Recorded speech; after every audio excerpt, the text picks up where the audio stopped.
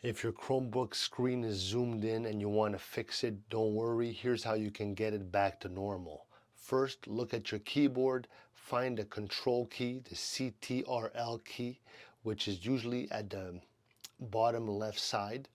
Next, find the 0 key, 0, the key on the number row at the top. Press and hold the Control key and then tap the 0 key. This should zoom your screen back to the regular size. If that doesn't work, you can try using the touchpad. Place 2 fingers on the touchpad and spread them apart. This is called pinch to zoom. If you want to zoom out, bring your fingers closer together.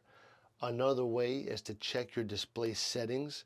Click on the time in the bottom right corner of your screen and then click on the gear icon for settings. Look for the display and check if the zoom settings are set to 100%.